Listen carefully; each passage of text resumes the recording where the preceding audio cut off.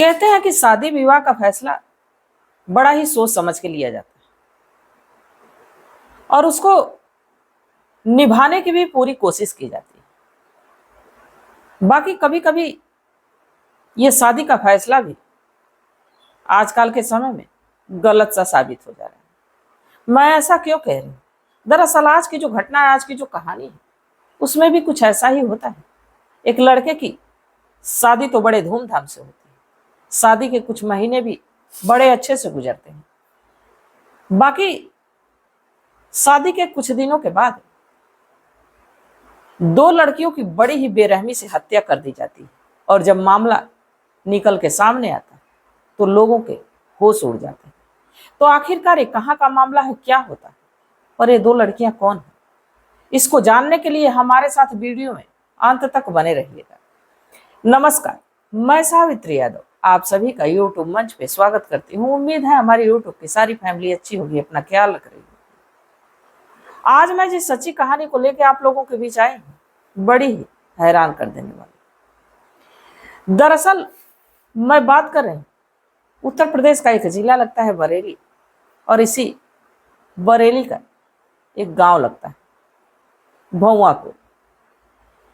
यही के रहने वाले भजनलाल के परिवार में भजनलाल की पत्नी और भजनलाल के 4 बेटे। भजनलाल पेशे से किसान रहते, खेती बाड़ी करके अपने परिवार का गुजर बसर करते। 3 बेटों की शादियां हो गई रहती। सबसे छोटा बेटा जिसका नाम बाबूराम जितना ही परिवार का लाडला होता है, जितना ही चहेता होता है, उतना ही वो स्मार्ट भी होता है, उतना ही तेज तर्राक भी होता है। बाबूराम जैसे ही जवानी के दहलीज पे कदम रखता है, भजनलाल सोचते हैं कि जैसे मैंने 3 बेटों की शादी अच्छी अच्छी लड़कियां देख के अच्छी अच्छी बहुएं घर में लाई, वैसे ही क्यों ना अब बाबूराम की भी शादी कर दी जाए। अब लड़की की तलाश में भजनलाल लग जाते हैं। जैसे कुछ समय गुजरता है, उनकी तलाश बदायूं के किशोरपुरा में खत्म होती है। किशोरपुरा के रहने वाले हरिभजन की बेटी जिसका नाम नीलम होता है। नीलम जितने ही देखने में हसीन और खूबसूरत, उतने ही तेज तर्राक। भजनलाल अपनी बाबूराम बेटे के लिए अपनी बहू के रूप में नीलम को चुनते। शादी की एक डेट मुकर्रर होती है और 2023 के मई महीने में बाबूराम और नीलम की शादी सारे रस्मों रिवाज के तहत शादी कर दी जाती है। दोनों एक दूसरे के साथ शादी के बंधन में बन जाते हैं। नीलम जब शादी करके बाबूराम के घर आती तो लगभग 3 महीने वो अपने ससुराल में गुजारती है। बड़ी ही खुशी खुशी दिन गुजरते हैं। इसके बाद जैसे ही अगस्त का महीना आता, नीलम अब रक्षाबंधन के त्योहार पे अपने मायके जाती है। 2 से 3 दिन गुजरते हैं। तब तक ये जो बाबूराम अपनी पत्नी नीलम के मोबाइल फोन पे फोन करता है और कहता है कि ऐसा है कि क्यों ना तुम्हारे ही इलाके में एक बहुत बड़ा मेला लगता है, मैं आ रहा हूं, क्यों ना मेला देखने चला जाए। नीलम इस बात से मना करती है, कहती है कि नहीं, मुझे भीड़ भाड़ पसंद नहीं है, मैं मेला देखने नहीं जाऊंगी। बाकी बार बार बाबूराम के दबाव देने पे नीलम तैयार हो जाती है। 3 अगस्त 2023 की सुबह के लगभग 11 बजे नीलम घर से तैयार होके और अपनी छोटी बहन पायल के साथ जहां उसका पति बाबूराम बुलाता है वहां पहुंचती है। देखते हैं कि बाबूराम पहले से ही बाइक लेके खड़ा है, अपनी साली और अपनी पत्नी को देखता है। इसके बाद बाइक पे दोनों को बैठाता है, मेले के तरफ चलता है। धीरे धीरे शाम हो जाती है और जब शाम हो जाती है, धीरे धीरे अंधेरा हो जाता है, तो नीलम की मां नीलम के नंबर पे कॉल करती। नीलम का नंबर स्विच ऑफ आता है। इसके बाद कुछ देर के बाद नीलम की जो माँ होती है वो बाबूराम के नंबर पे कॉल करती है, यानी अपने दामाद के नंबर पे कॉल करती है। बाकी यहाँ अब बाबूराम का भी नंबर स्विच ऑफ आता है। कुछ देर लोग इंतजार करते हैं कि हो सके इन लोगों की मोबाइल की बैटरी खत्म हो गई, किसी कारणवश दोनों की मोबाइल स्विच ऑफ हो गई, पति पत्नी साथ है, कुछ देर में आ जाएंगे। बाकी देखते ही देखते रात गुजर जाती है। तीनों का आता पता नहीं चलता, ना ही नीलम और ना ही पायल और ना ही बाबूराम का नंबर स्विच ऑफ आता। अब 4 अगस्त को जो नीलम की मां रहती अपने नजदीकी थाने में जाती है और अपने बच्चों की गुमशुदा होने की रिपोर्ट दर्ज कराती है, साथ में अपने दामाद की भी गुमशुदा होने की रिपोर्ट दर्ज कराती है। यानी नीलम की, पायल की और बाबूराम की गुमशुदा होने की रिपोर्ट दर्ज होती है। अब वक्त गुजरने लगता है, बाकी ना ही नीलम का पता चलता है, ना ही पायल का पता चलता है और ना ही बाबूराम का पता चलता है। नंबर स्विच ऑफ आता है। 1 दिन गुजरता है, 2 दिन गुजरता है, लगभग 5 दिन का वक्त गुजरता है। बाकी 5वें दिन अचानक से बाबूराम का नंबर ऑन होता है। और जब बाबूराम का नंबर ऑन होता है तो पुलिस वाले उसके लोकेशन को ट्रेस करते हैं और बाबूराम के पास पहुंचते हैं। बाबूराम को थाने लेके आते हैं। पहले तो बाबूराम से पूछते हैं तो बाबूराम इधर उधर की बात करता है, बात को घुमाता है। बाकी जैसे ही बाबूराम के साथ सख्ती होती है, बाबूराम एक ऐसी कहानी बताता है जिसको सुनने के बाद आपके भी होश उड़ जाएंगे, रोंगटे खड़े हो जाएंगे। दरअसल बाबूराम जैसे ही जवानी के दहलीज पे कदम रखता है, वैसे इसके जिंदगी में एक नया मोड़ आता है। बाबूराम एक दिन अपने मामा के घर जाता है, जहां मामा की बेटी गीता, जो कि जवान होती है, देखने में बेहद हसीन और बेहद खूबसूरत होती है। जो बाबूराम है वो मन ही मन कहीं ना कहीं गीता को चाहने लगता है, पर यहाँ भाई बहन का रिश्ता होते हुए बाबूराम अब गीता से कुछ कह नहीं पाता। और इधर गीता भी जो होती है वो बाबूराम की मन की हाल को तो समझ रही थी, पर भाई बहन के रिश्ते के नाते गीता भी कहीं ना कहीं अब बाबूराम से कुछ कह नहीं पा रही थी। यानी दोनों एक दूसरे को चाह तो रहे थे, पर एक दूसरे से कह नहीं पा रहे थे। बाबूराम का अक्सर अपने मामा के घर आना जाना लगा रहता था। बाकी एक दिन बाबूराम अभी सोचता है कि जब तक मैं अपने मन की बात गीता से कहूंगा नहीं, तब तक मैं गीता के बारे में जान कैसे पाऊंगा कि गीता मेरे बारे में क्या चाहती। शाम का समय रहता है, खाना पीना सबका हो गया रहता है। उसी समय बाबूराम गीता से कहता है कि गीता, मैं तुम्हें बेहद पसंद करता हूं। इस पे गीता मुस्कुराती है और गीता कहती है कि अच्छी बात है कि तुम मुझे पसंद करते, मैं भी तो तुम्हें पसंद करती। इसके बाद जो बाबूराम है गीता से कहता है कि मैं ऐसे तुम्हें नहीं पसंद करता हूं, मैं तुम्हें चाहता हूं, तुमसे प्यार करता हूं। गीता इस पे कुछ बोलती नहीं। बाबूराम कहता है कि तुम्हारा जो भी फैसला होगा वो सुबह तक बता देना, क्योंकि मैं सुबह तक यहीं रुक रहा हूं और तुम्हारा फैसला जान के ही मैं जाऊंगा। अगर जो जैसा तुम कहोगे उसी हिसाब से मैं फैसला लूंगा, वरना अब आज के बाद मैं यहाँ पे कभी नहीं आऊंगा। बाबूराम सोने चला जाता है, इधर गीता भी सोने चली जाती है। बाकी रात भर इधर बाबूराम की भी नींद उड़ी रहती है कि गीता सुबह उससे क्या कहेगी, और इधर गीता भी अपने बिस्तर पे करवटें फेरती रहती है, करवटें बदलती रहती है। बाकी उसे भी अब समझ में नहीं आ रहा था कि वो बाबूराम से कहे तो कहे क्या।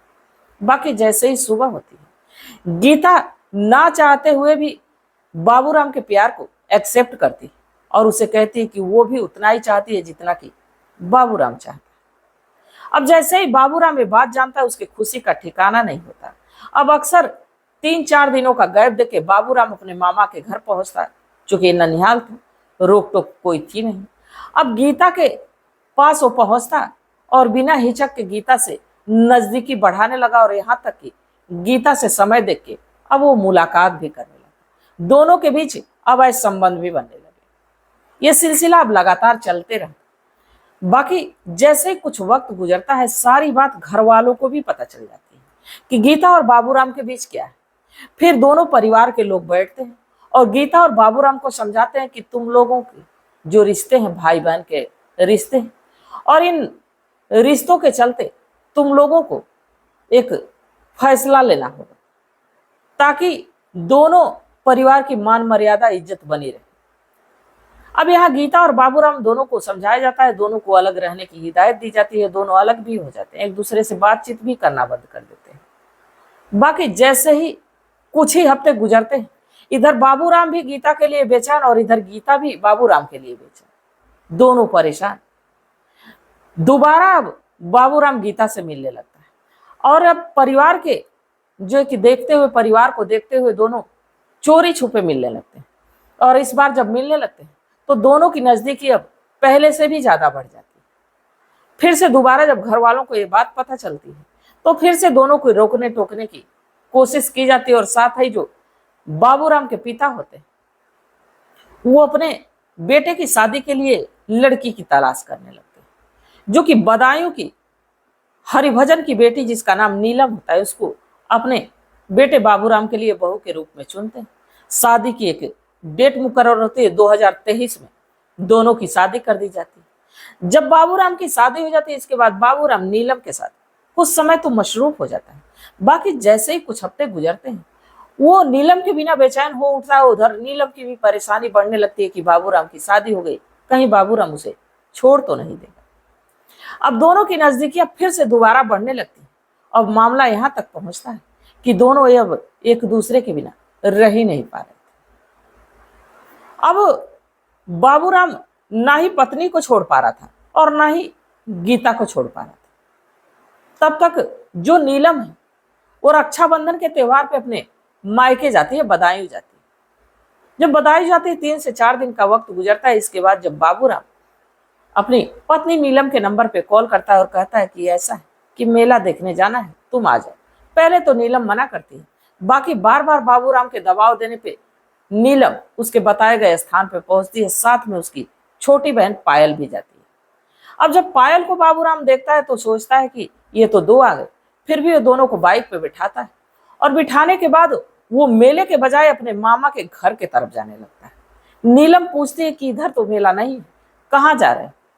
इस पे बाबूराम कहता है कि मैं सोच रहा हूँ कि क्यों ना तुम्हें अपने मामा का घर दिखा दूं और इसके बाद हम लोग आएंगे तो फिर मेले में घूमेंगे। नीलम को लेके जाता है।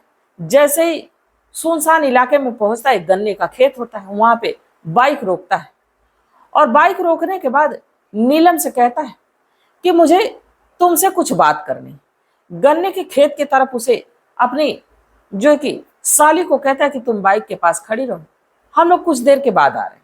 नीलम को लेके वो गन्ने के खेत के पीछे साइड में चला जाता है और वहां लेके जाने के बाद नीलम के गले में नीलम की साड़ी लपेट के उसके गले को तब तक घोटता है जब तक कि नीलम इस दुनिया को छोड़ के नहीं चली जाती। इसके बाद बाबूराम रिटर्न आता है और अपनी जो साली रहती पायल उससे कहता है कि दरअसल तुम्हारी बहन सोच के लिए गई है, उसके पैर में मोच आ गई, वो मदद के लिए तुम्हें बुला रही। अब पायल को भी उसके गन्ने के खेत के तरफ लेके जाता है और उसी की चुन्नी से उसके गले में लपेट के और तब तक खींचता है कि जब तक पायल इस दुनिया को छोड़ के नहीं चली जाती। दोनों बहनों को मारता है। इसके बाद गन्ने के खेत में उनको घसीट के करता है। इसके बाद बाइक स्टार्ट करता है, नंबर अपना स्विच ऑफ करता है, नीलम का भी नंबर स्विच ऑफ करता है और वहां से चला जाता है।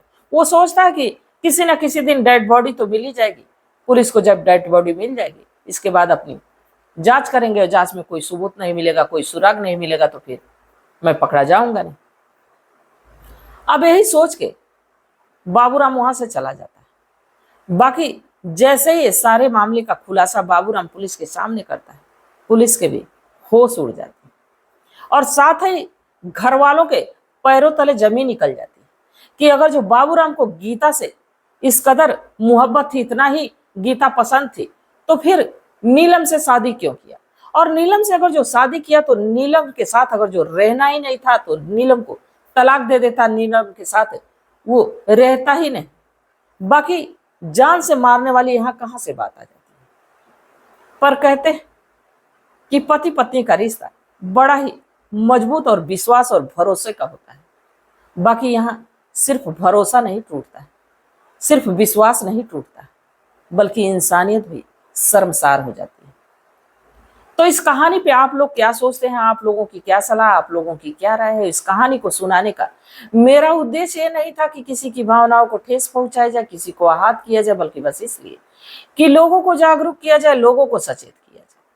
तो आप लोग अपनी सलाह, अपनी राय कमेंट सेक्शन में जरूर दीजिएगा, क्योंकि आपके मशवरे का हमें बेसब्री से इंतजार रहेगा। और इसकी वारदात पे कुछ समय से वीडियो किसी टेक्निकल प्रॉब्लम की वजह से जा नहीं पा रही थी, तो इसलिए वीडियो अब हमारी कोशिश रहेगी कि रोज आप लोगों तक जाए।